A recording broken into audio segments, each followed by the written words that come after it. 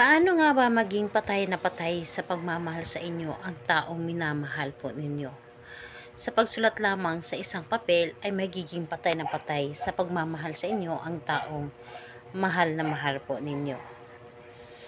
Hello mga guys, kumusta kayo? Panibagong araw, panibagong video na naman tayo. And sa araw na ito, isa na namang video ang aking tuturo sa inyo na simpleng gabay o simpleng pamamaraan na makakatulong sa atin. At bago ang lahat, gusto ko lang mag-disclaimer sa mga taong hindi naniniwala at hindi gusto ang mga kagaya nitong video. Please skip this video and maghanap kayo ng videos na gustong gusto nyo dahil ang video na ito ay para lamang ito sa mga taong naniniwala and gusto mag-try. Sa lahat po ng mga nagko-comment dito sa aking video dito sa loob ng aking channel, mag-ingat sa lahat ng mga nagre-reply sa inyo na dinadala kayo sa kanilang WhatsApp and Imo app upang makaiwas po tayo sa scam. And ayun po, dito po ituturo ko sa inyo paano magiging patay na patay sa inyo sa pagmamahal ang partner po ninyo gamit lamang ang isang papel. And pwede itong gawin sa parehasang kasarian, babae ito babae, and lalaki ito lalaki. And syempre naman sa ating babae at lalaki na mag-partner, and pwede mo itong gawin kahit na kayo ay magkalapit at magkalayo sa isa't isa.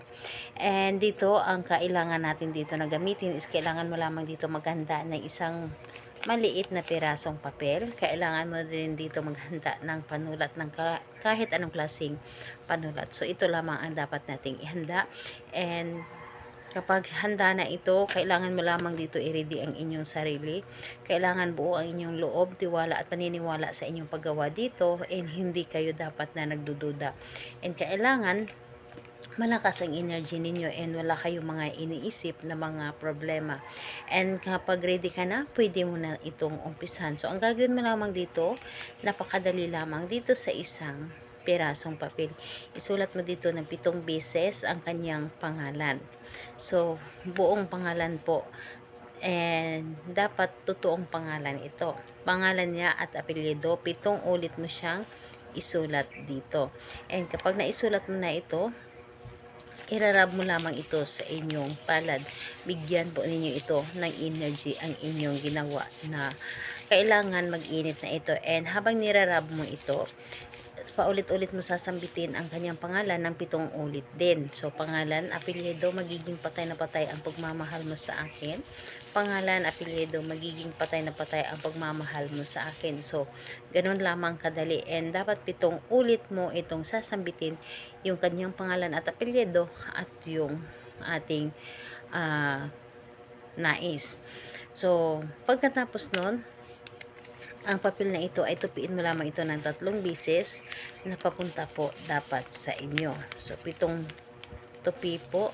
And saan ito ilalagay ang papel na ito? Pagkatapos ilagay mo ito doon sa ilalim ng inyong unan. Hihigaan po ninyo ito ng 3 araw or gabi.